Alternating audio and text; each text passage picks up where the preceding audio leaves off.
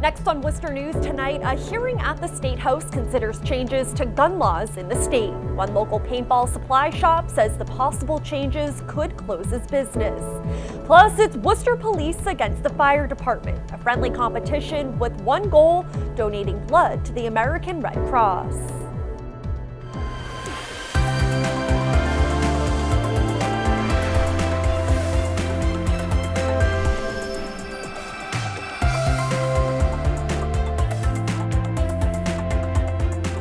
Good evening and thanks for joining us. I'm Olivia Lemon. A beautiful day across central Massachusetts, warmer temperatures, and it looks like more of the same this weekend. Let's get a first look at our local forecast for more.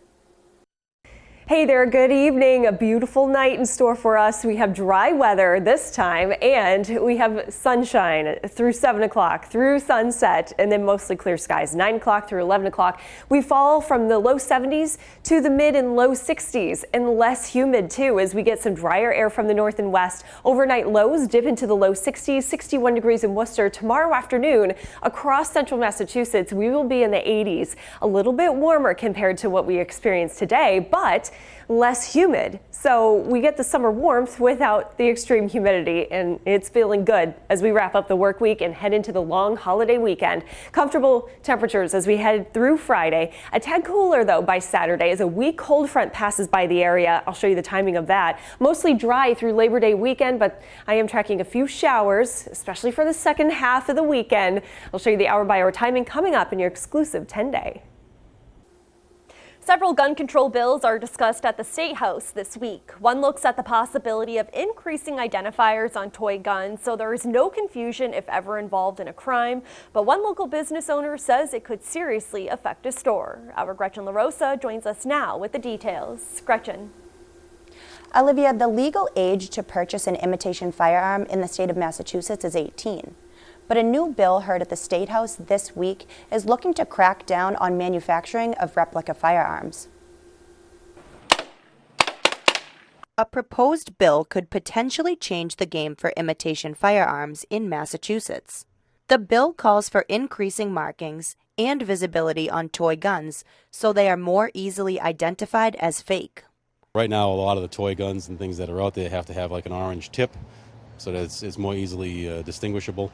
But sometimes those things can be broken off, painted over. So I think the intent of this bill is to make it so it's more noticeable the fact that it would be a toy or a replica versus a real firearm. Dudley Police Chief Stephen Wayner says his department often responds to calls where replica firearms were used in a crime. And it becomes a matter of safety for both officers and civilians.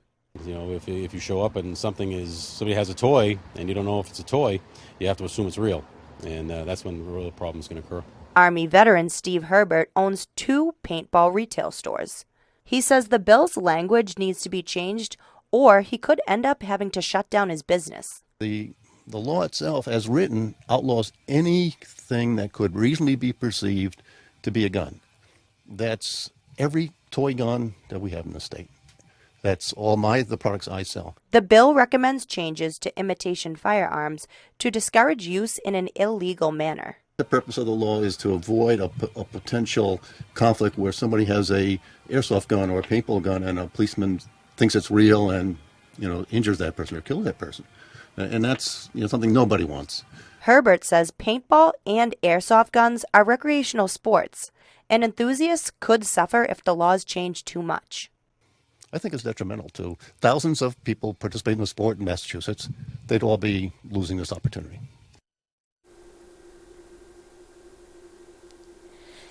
Now, 68 gun bills were heard on Wednesday, but only one of those bills discussed imitation firearms. In the studio, Gretchen LaRosa, Worcester News Tonight. A field of purple flags honor those who have died from opioid overdoses in 2018. UMass Memorial Medical Center provides resources for people in recovery. They say the goal of the flags is to encourage people to talk about the disease and help people who may need it.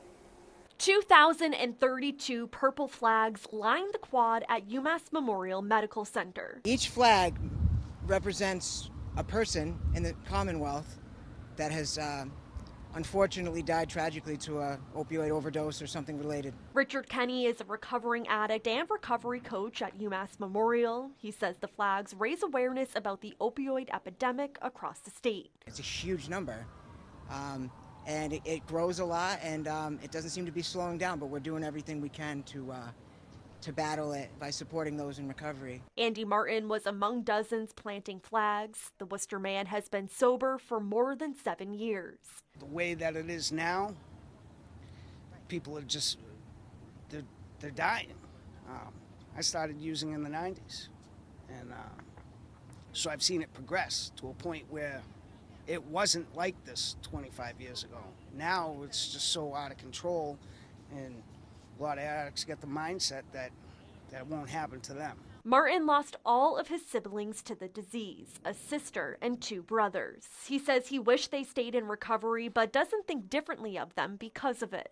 I might have lost them, but I know that they're with me, and they're looking down on me, and I know that they're proud of me. Both Martin and Kenny hope their voices can make a difference in someone's life who may be struggling with the disease. We need to just be there, you know, and talk about these things. Recovery is possible. Like it does happen. We do recover, and there's beautiful people that are recovering. The town of Marlborough is also flying purple flags this week. Kathy Leonard never expected her son to be represented by one of those flags. He died in 2014. Leonard was one of many Wednesday taking part in a vigil commemorating International Overdose Awareness Day. Also speaking was former NFL player Chris Sullivan. I'm a very visual learner, so I thought, okay, it's one thing to hear this number, but it would be another thing to see it. And so that's where I got the idea to do purple flags. I had a bad heroin habit, and I thought I was different because I graduated college and I got into the NFL. Wednesday's vigil was the 5th organized by Leonard. Her goal is no more flags. A local business owner is being credited for his honesty. One of his customers didn't realize she left hundreds of dollars behind. Many say they aren't surprised he did the right thing, but don't know if others would do the same. Our Chandler Walsh joins us in Millbury with the story. Chandler. Olivia, Laundromat owner David Delaney was emptying dryers, but when he got to this one, it wasn't just clean clothes he found, but handfuls of cash. David Delaney couldn't believe it when money fell from one of his machines. It was literally falling out of the dryer, and then I took a pair of jeans or something and I shook it and it all fell on the floor. The Sud City owner was washing one of his regular customers' clothes and counted $530 she'd been saving in a pair of jeans. He texted her right away, telling her to come back to the Millbury business because she left something valuable. She got very teary-eyed. She was very grateful. Delaney says the woman was storing money there for her kids' Christmas gifts. She had no idea she accidentally put the jeans with the rest of her laundry. I would much rather hide my money at home in a sock, so I definitely feel like something like that would happen to me. Delaney lives by the saying, pay it forward. He does laundry for people who can't afford it and donates thousands of pounds of food as well as winter clothes for people in need.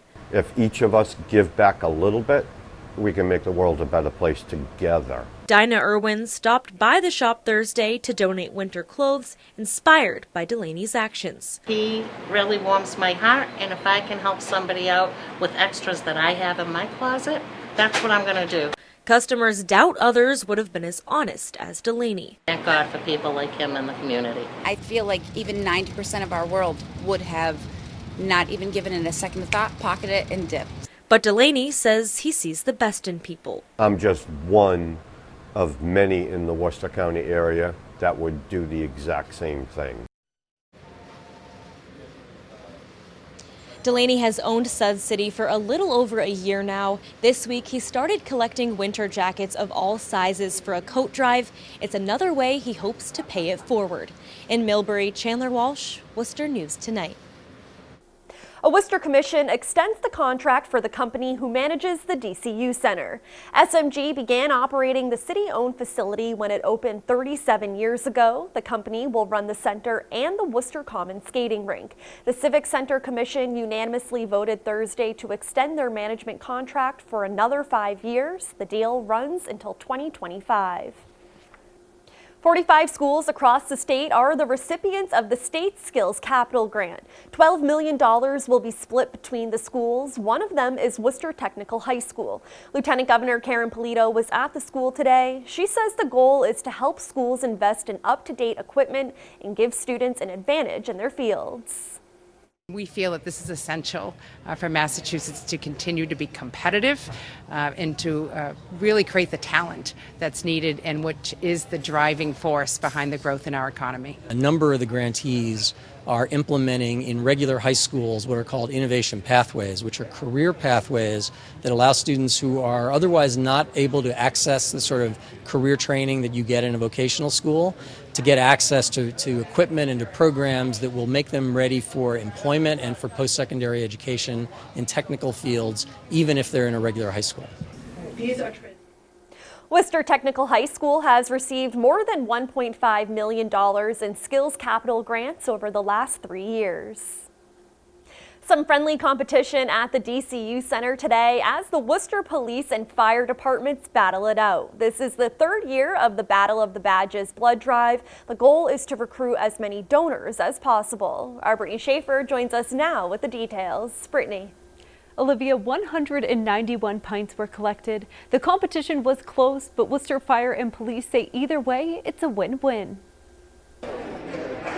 The Battle of the Badges pits the Worcester Police and Fire Departments against each other to see who can recruit the most blood donors. This is like one of the best days of the year. The competition is fun and something to brag about because we have won it 2 years in a row. The event has turned into one of the largest drives in the state. According to the American Red Cross, someone in the U.S. needs blood every 2 seconds. Police Chief Stephen Sargent says whether they beat the firefighters again this year or not, the real winners are the Red Cross and the community. That's the business we're in. Ask any police officer or firefighter why they do it, because they want to help people, and this is just another way to do what their passion is. It's so important to continue to resupply the blood supply because it is perishable. I'll be giving Power Red today. It's actually equal to giving, 2 pints of blood. The Worcester Railers take the friendly competition a step further by awarding the winning team a $1,500 check to a charity of their choice. President Mike Myers says it's easy to get behind the men in red and blue, but this event is special. It makes it just a fun event,